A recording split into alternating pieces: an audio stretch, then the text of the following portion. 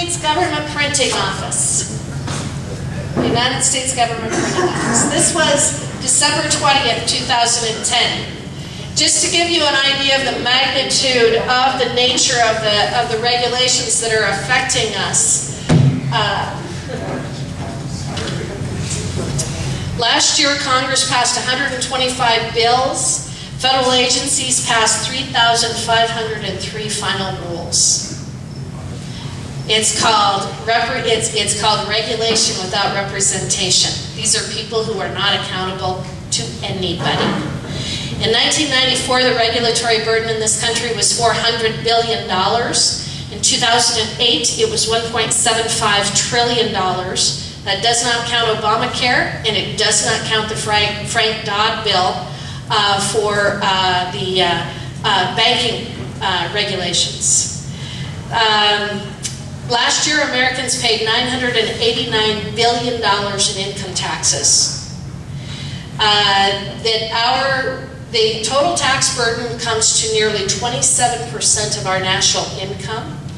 The hidden tax of federal regulations cost businesses and consumers an additional $1.187 trillion last year. Regulations eat up 8.3% of our GDP. The cost for, and I'm a small business owner, I own 2 small businesses. From the SBA, the Small Business Association Office of Advocacy, finds that the cost of regulatory compliance for the smallest business under 20 employees has increased from $7,600 per employee per year in 2005 to $10,600 in 2008.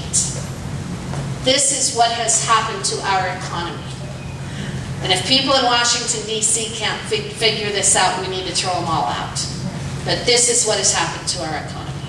We have a question in the back. And that's our last question, Ken. One thing, let's be clear on, any amount of income taxes or corporate taxes doesn't go to finance the government whatsoever. All it does is service the debt. Period. No crossing the lines. That's probably true. The whole thing's a banking fraud, fiat money, fraudulent reserve. This is the root of the problem. When I spoke, when Erskine Bowles and Al Simpson came out to Wyoming in December, and they spoke at the Wyoming Business Alliance conference, and I was asked to respond to them. So they gave about a 45-minute presentation of their Debt Reduction Commission. And they spoke about what their recommendations were and what they were looking at and things like that. And I wasn't really given any guidelines as to what I was supposed to say. I was just asked to speak in response to them. So I spoke and I told them that I thought that they had entirely missed the point. I mean, I was nice about it. But I said, with all due respect, I think that you've missed the point. The question becomes, what should the scope and size of the federal government be? I said, what you're trying to do is figure out how to plug holes, and you're talking about means testing for Social Security and those things. And that's fine. We appreciate the work that you've done. But the reality is, why do we have a Department of Transportation at the federal level when virtually every state has a DOT? Why do we have a Department of Education at the federal level when every state has a Department of Ed? Why do we have an EPA that has the kind of power that it does when every state has a DEQ?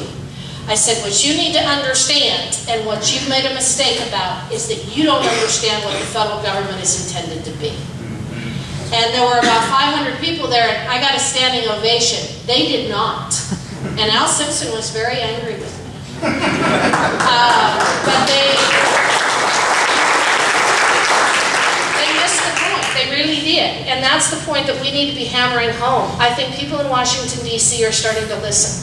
They are starting to listen to us, and we've got to keep this discussion going. So I really do appreciate the time. I hope I didn't go over too much. I appreciate your attention, and thank you for having me. It's just a beautiful area.